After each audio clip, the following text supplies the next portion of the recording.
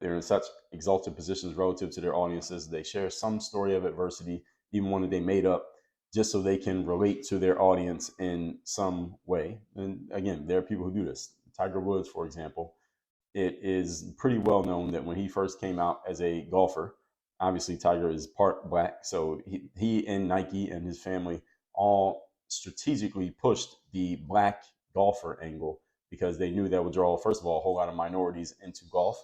It would draw a whole lot of people, period, towards golf just because it was an anomaly. A black person was going to be in golf and they're going to be actually good. And Tiger Woods clearly was very damn good at what he was doing.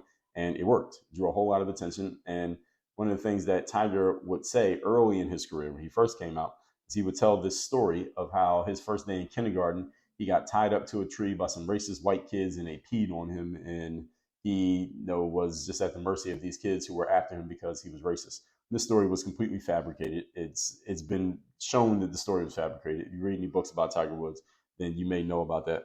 But the whole point being, Tiger was using that story to create a connection of adversity based on race that would allow him to relate to an audience of black people who he wanted to draw into golf. He and Nike wanted to draw into golf because it would mean more attention, more media exposure, and ultimately more money. And again, generally the point worked because most people didn't pay attention to the detail and the logic that that story was not true. Most people just connected to the emotion of, oh, racism. I've dealt with that. So that means I can connect with this golfing guy who has actually nothing in common with me. And Tiger Woods wouldn't know his way through the hood if you gave him a map. But again, logic doesn't matter when people are emotionally triggered.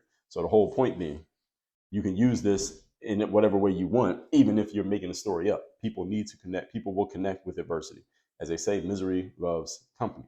So when you're sharing adversity, you let people know that you have once been where they are and you know who they are. And because of the space that you're in now, you're also showing them that, hey, maybe I can be a vehicle to help you get from where you are, adversity, to where I'm at, this exalted high position. So in this sense, sharing your adversity can be a marketing tactic, just as I explained to you with Tiger Woods. Point number 2.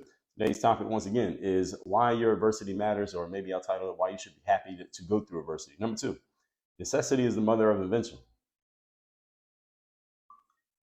Adversity is good because usually when we're in an adverse situation, we get hit with necessity, or I absolutely need to solve this problem that's in front of me, because otherwise I'm going to be in a worse situation. It's just going to get worse and worse and worse unless I solve this situation that is in front of me. So necessity being the mother of invention.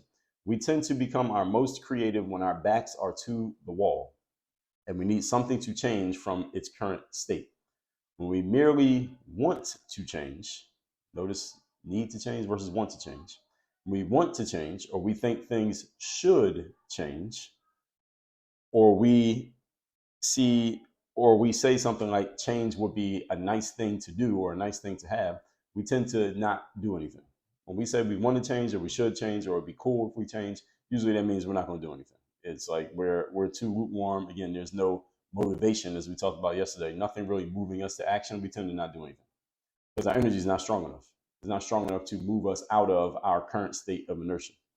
See, this connects to the very point made in the previous masterclass when we talked about motivation, how it affects your energy. So notice that when you need something done, usually you find a way to get it done. Note my language here. When you need something done, you find a way to get it done. But when you want something done, you might, depending on who you are. Some of us, when we want something done, we figure out a way to get it done. Some of us. And some of us, when we want something done, we get some things done. And then other things, we kind of let them go. When we think something would be cool or nice to have, or we should, usually, in my experience, about 98% of the time, that means nothing's going to happen. So any of you find yourself using that language, that would be cool, that'd be nice, I should, that means you're doing nothing. That means you're doing nothing and you're going to continue to do nothing regarding that topic. Now, when it changes to want, now some of you may be able to move yourself to action. When it changes to need, we all are able to move ourselves to action. Because again, necessity is the mother of invention. When you need something, usually it happens. But when it's anything less than need, want, should, could, would, maybe, nice, if you just, it will be okay.